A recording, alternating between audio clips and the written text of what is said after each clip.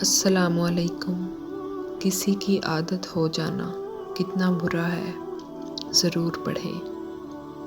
انسان کی ایک فطرت یہ بھی ہے کہ وہ اپنا عادی بنا کر اگلے انسان کو خود سے ایموشنلی اٹیچڈ کر کے پھر اس کو چھوڑ جاتا ہے۔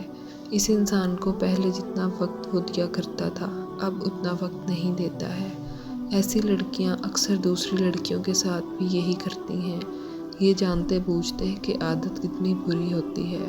آج کل آن لائن دوستیوں کا رواج جو بن چکا ہے، اس لیے شروع میں انسان جو پرجوش اور کیوریس ہوتا ہے، مگر آہستہ آہستہ سارے جذبے ماند پڑ جاتے ہیں۔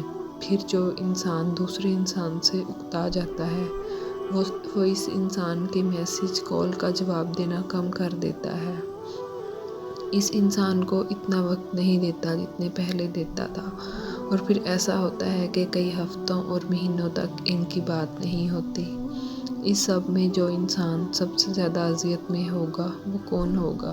وہ انسان جس نے اپنے دلی جذبات دوسرے انسان سے جوڑ لیے تھے۔ پھر اس انسان کو کس چیز کا سامنا کرنا پڑتا ہے؟ ذہنی اذیت کا، ڈپریشن کا۔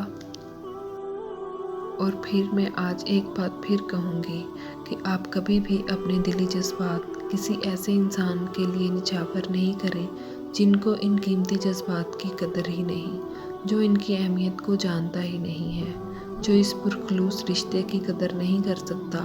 آپ کے جذبات اور آپ کے احساسات اور آپ کے آنسو بہت ہی قیمتی ہیں، بہت ہی نایاب ہیں۔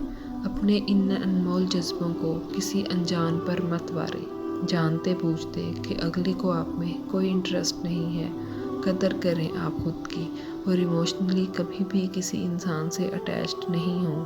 خود کو سنبھال کر رکھیں، خود کی قدر کریں، اپنے جذبوں کو ایسے مت روندنے دیں، اور خدا را کسی کو بھی عادت مت بنائیں اپنی، رب کے ساتھ جڑ جائیں، اور سچے جذبوں کی قدر بس میرا اللہ ہی کرتا ہے۔